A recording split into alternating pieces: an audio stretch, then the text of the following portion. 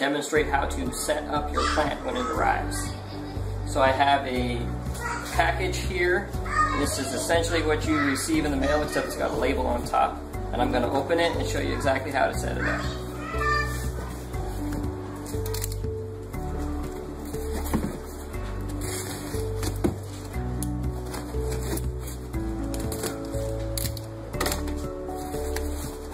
So when you first see your plant, you'll see the care sheet here on top. The care sheet's got a full page. It has the most important things in bold print and underlined, and there's also a potting diagram on the back. In fact, when we're done setting up, it's going to look something like this. So the first thing you have to do when you're going to set up is you need everything that you're going to need other than what comes with the plant. So you're going to need a dish to put it in, something that can hold a 3-inch pot, and about an inch, maybe an inch and a quarter of water. And it can be just about anything. It can be a Tupperware container like this. It can be a styrofoam bowl. It could be a glass bowl. It just cannot be made of clay, because clay is dangerous for these plants. It can kill the plants if you use a clay dish or saucer or a clay pot. That's unsafe to use. So first thing you're going to need is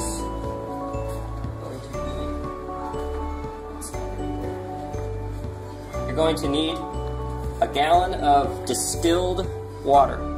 This needs to be distilled water. You can also use reverse osmosis water or clean rainwater. Rainwater that is not dirty and has not been sitting for a long time. It's freshly collected and is fairly clean. The distilled water, reverse osmosis water, you can get at your local grocery store or Walmart or at a water store. And you just look for the words distilled water, and then check the ingredients, the fine print, to make sure that it does not have minerals added for taste. If it has minerals added for taste, it's not a safe kind to use. But just about every grocery store or Walmart, any type of store like that, will usually have at least one brand, if not multiple brands, of distilled water that does not have anything added to it like minerals for taste. So you take your water and you'll pour it into, it can be a bowl or a container, anything like that. This is just a bowl that we normally use for various work purposes. And you're going to leave your fly trap there in the bag. You don't want to take them out until you're ready to plant them. This is your net pot that you're going to use to plant it in. And you should have moss loose in the box like this. And it is deliberate that it's loose, because that's the quickest and easiest way we can pack it, and I have to pay people to pack this, so it's expensive. And also because I found that is the best packing stuffer there is. And it is not in the bag by itself, because the bag can expand in transit. And that sometimes can damage the traps of the plant. So that's actually the safest way I found to do this, and the quickest, easiest, and cheapest way too. So you take your moss and you stick it in your bowl of distilled water, and get it in there nice and wet. It's going to hydrate like a sponge. It only takes maybe 20-30 seconds, and it's nice and wet, and you can use it.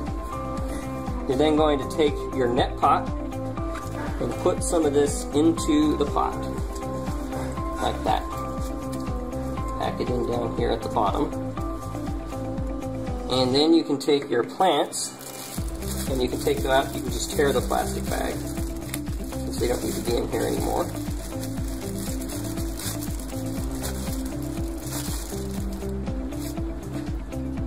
And you can unwrap them. You do not need this piece of paper towel anymore after this. And you'll see that I actually have 2 plants here. And there is nothing wrong with this one. It is actually supposed to be red, and there's nothing wrong with these leaves. That's just the way this clone at this stage of growth makes them. Also, the roots are supposed to be black. That is their normal color. But at the bottom of them, you can see there's a tan, white, yellow, or sometimes even red. That's a growing point for the root, showing that the root's still fresh and viable. So you can take these and wrap them in moss. Since it's 2 plants in this order, and I don't always give 2, because sometimes they're even bigger than this, and I just put 1. But this one was maybe just slightly below average size that I give, so I went ahead and gave another one for free. So if you have 2 of them, you can space them apart. So you just take the moss like this. After you wrapped it, you want to make sure you wrap this part, by the way. This is the the rhizome. It's an underground sideways stem. But it basically functions like a tuber, like a potato. That part should be wrapped. It shouldn't be exposed to the air. So you can go ahead and wrap it. There's nothing wrong with putting 2 plants in a pot because they tend to divide naturally over time, and if you're successful at growing these, you're going to wind up with multiple plants in a pot anyways. So you can pack him in there and then put a little bit more of the moss in these parts. The moss should be just slightly tight. The plant should not be able to hang over, and you might even want to pack just a little bit more around the sides like that, just to cover up that little bit of white part there.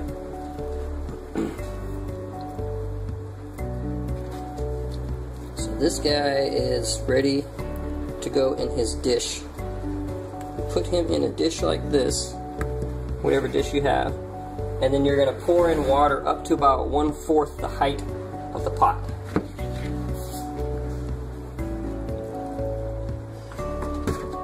So this is about how high you want the water to be. Maybe just a touch more. And he's ready to go in a sunny window. And this is basically set up, so I will show it, put in a sunny window. Here's what you want to do. You want to put it next to a sunny window. So there is a sunny window sill. It's best to put it as close to the glass of the window as possible.